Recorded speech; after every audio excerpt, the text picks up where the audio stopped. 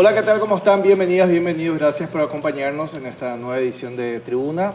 Ocasión que estaremos hablando de varios temas que tienen que ver, bueno, con la cultura, con el comercio exterior y también con la innovación. Gloria, ¿cómo estás? ¿Qué tal, César? Y también un saludo para la audiencia. Sí, jóvenes que se están atreviendo y se van a competir, porque tenemos casos en Irlanda, lo reciente también en el podio, por decirlo en términos más de deportes, que entró Paraguay con estudiantes de arquitectura. Y justamente inclusive pensar de cómo puede ser una ciudad con un pensamiento absolutamente diferente de ruta o a nivel fluvial. Así es que es muy interesante cómo nuestros jóvenes realmente están preparados para innovar. Bueno, me decía justamente un estudiante paraguayo en Taiwán de que por lo menos en ese país los paraguayos son considerados uno de los mejores estudiantes y los más exitosos por la exigencia que hay. Imagínate vos, Gloria, pensar hablar en chino para nosotros, que a veces nos cuesta hablar el español o nuestro mismo idioma, el guaraní, ¿verdad? Sí, porque es una realidad de nuestro país que a mucha gente le cuesta hacer esa traducción mental del guaraní al español. Claro, porque son dos idiomas, ¿verdad? Claro. Cuando tiene que estar traduciendo. Y a propósito de lengua, a propósito de este rescate cultural, bueno, se realizó esta semana un importante encuentro sobre seminario internacional sobre multilingüismo. Si estamos hablando de una lengua, imagínate lo que es hablar del multilingüismo.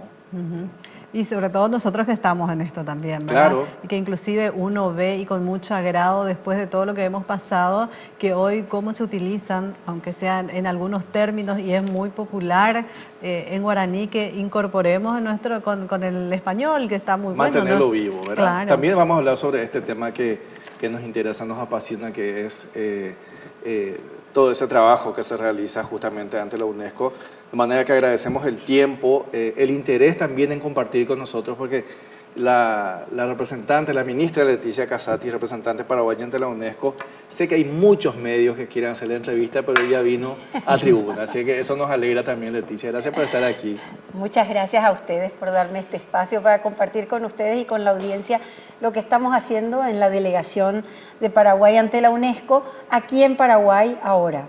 Esta semana tuvo lugar un seminario internacional de empoderamiento de las lenguas autóctonas, indígenas y de las comunidades, de los hablantes de estas lenguas, que es realmente una ocasión excepcional, porque han venido expertos de 10 países diferentes, con realidades diferentes, más los académicos y representantes de la lengua de nuestro país, para hablar sobre este tema que es realmente sumamente importante, puesto que la Asamblea General de Naciones Unidas declaró que el año que viene, el 2019, es el Año Internacional de las Lenguas Indígenas.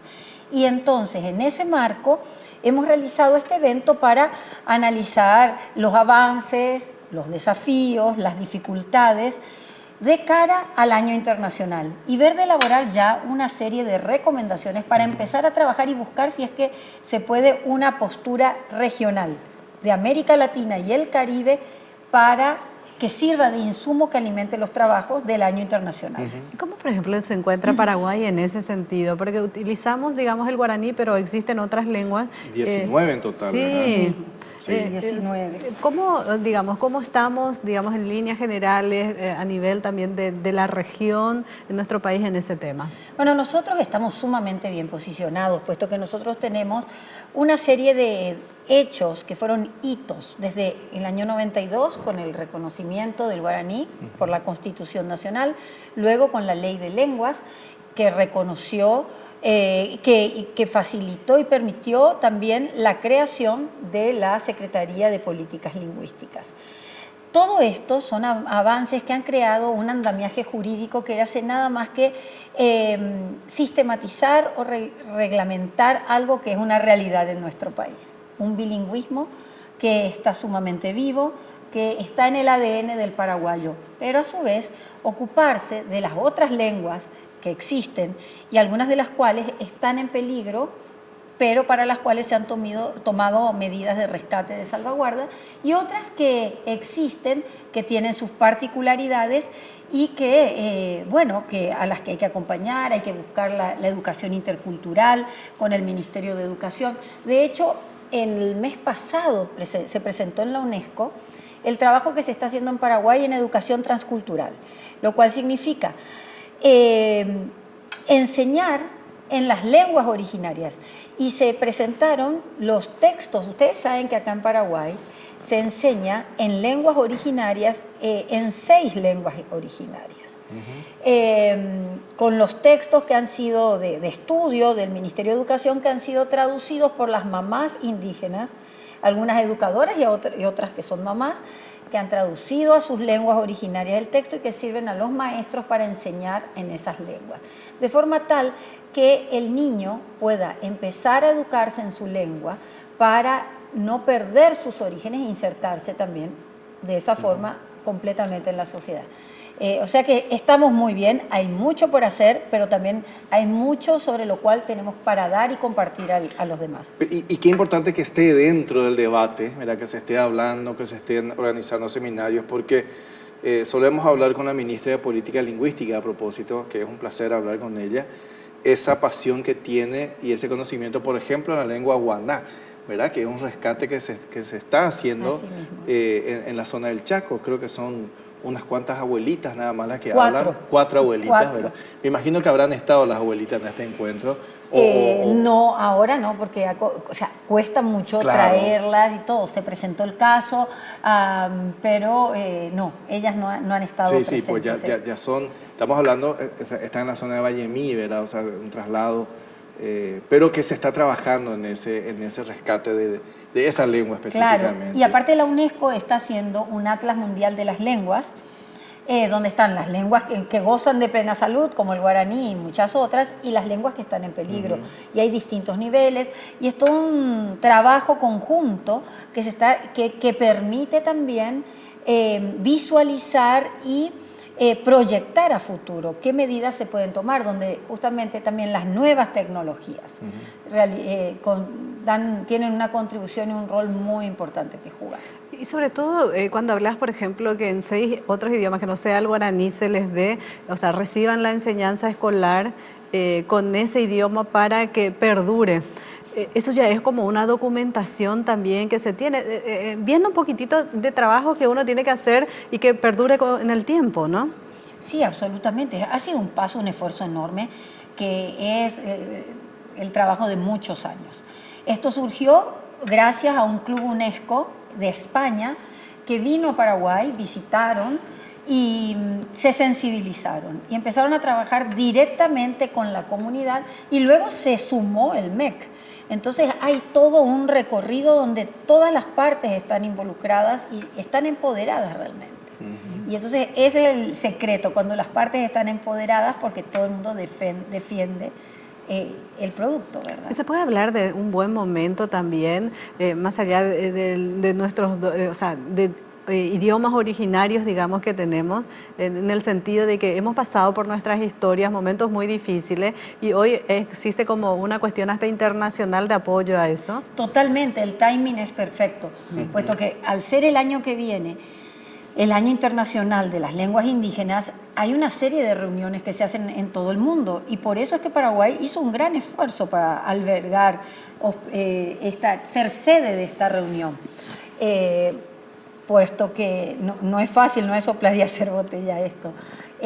Pero creíamos que era importante también para que el mundo entendiera, conociera lo que hace Paraguay y ponerlo en el mundo, en el mapa, como un país con una diversidad lingüística muy grande, preocupado, que toma medidas para seguir adelante. Y también enriquecerse, porque estamos contando con expertos de primer nivel y siempre el diálogo, el intercambio es beneficioso para todos. Un tema llamativo que una vez, por lo menos a nosotros como desde nuestro rol de responsables de la televisión estatal de Paraguay TV nos habían pedido ya en varias ocasiones, en el caso específico de Colombia, por ejemplo, de ver cómo hacer que una lengua converja, esté vivo, y acá en Paraguay el guaraní, como decíamos, ya está totalmente vivo, o sea, que está dentro de nuestro, no necesita un espacio aparte porque está inmerso en nuestra cultura y podemos ver a lo mejor un noticiero solo en guaraní o a lo mejor inclusive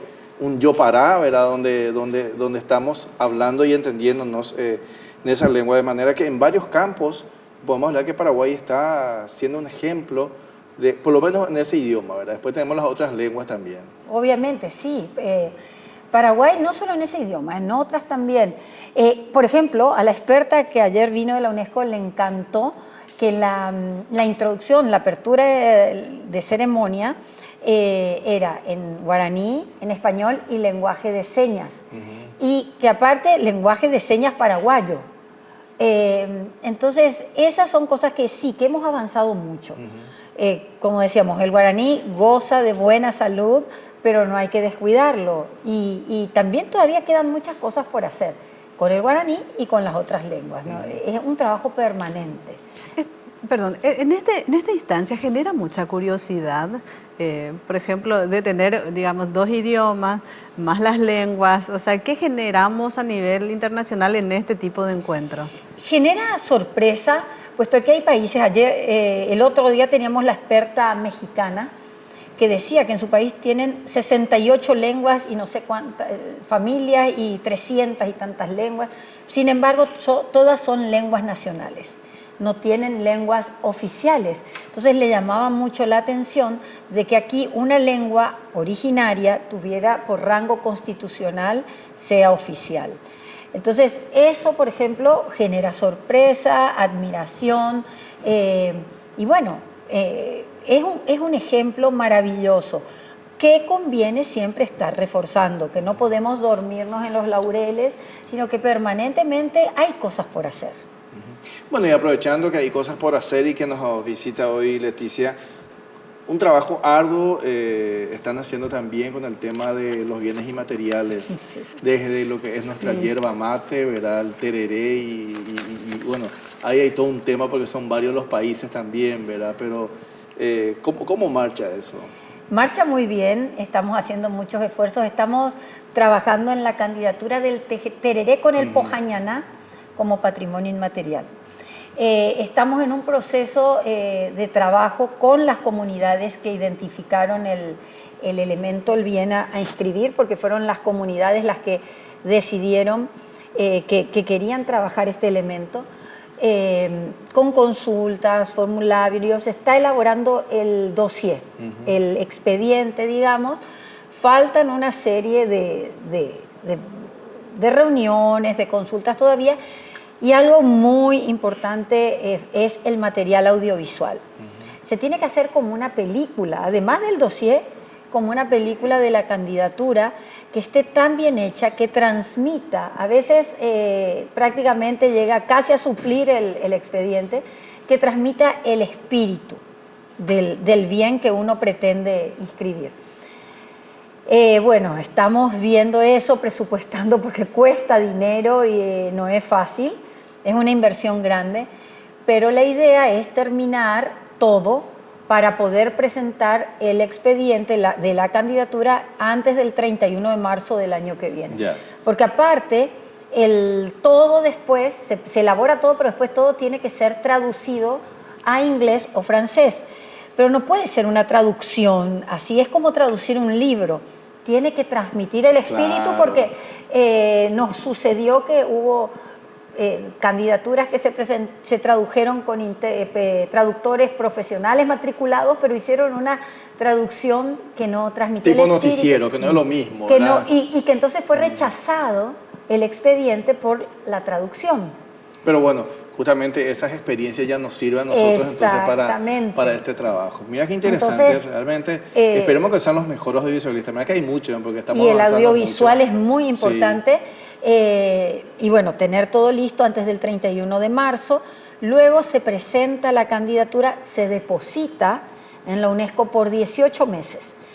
Periodo durante el cual ya no se puede hacer publicidad en la UNESCO de la candidatura, está prohibido. Por eso es que nosotros, en mayo pasado, en la Semana de América Latina, hicimos una gran difusión del tereré con Tereré Yeré, con ayuda del Centro Yerbatero del Paraguay, mostrando, explicando, haciendo probar, para que la gente sepa, porque después del 31 de marzo no vamos a poder hacer ninguna manifestación sobre el tereré en la UNESCO, hasta noviembre del 2020, fecha en la que se decida si ingresa o no. O sea, el camino es largo, la verdad que tortuoso, pero esperamos hacerlo bien. Y que entre, ¿verdad? Si no vamos a una Sí. manifestación con nuestro tereré ahí en Sí, la con la UNESCO. choclotorta ya hemos hecho acá Sí, cosas, imagínate cada con cosa, el imagínate tereré, con ¿no? el tereré. Sí. Bueno, realmente fabuloso el trabajo que están haciendo y gracias por venir a compartir con nosotros. Deseamos mucho éxito y por supuesto ponernos a disposición también para este tema. 2019 entonces, Año Internacional de las Lenguas Indígenas. Muchísimas gracias, Leticia, por acompañarnos. Muchas gracias, César, y muchas gracias, Gloria. Gracias, Es Leti. un placer. Gracias a todos. Igualmente para nosotros. Bueno, estamos hablando entonces sobre este tema. También más adelante estaremos hablando con estamos hablando de buenas noticias hoy, Gloria, ¿eh? Sí. Demasiado buena ya. Sí, La que exitosa participación de Paraguay, la carne paraguaya, el tereré paraguayo, éxito total en la Feria de Alimentos de Taipei. Bueno, en ¿querés que te Taiwán. diga solamente una cosa más? Sí. Arroz, 27% mayor de exportación en el primer semestre. Bueno, justamente, Juan Olmedo, él es especialista en arroz, también nos va a contar los nuevos mercados. Justamente me decía que en estos días se depositó un par de toneladas de arroz para nuevos mercados también. Así es que mucho para hablar. Ya volvemos luego de una brevísima pausa.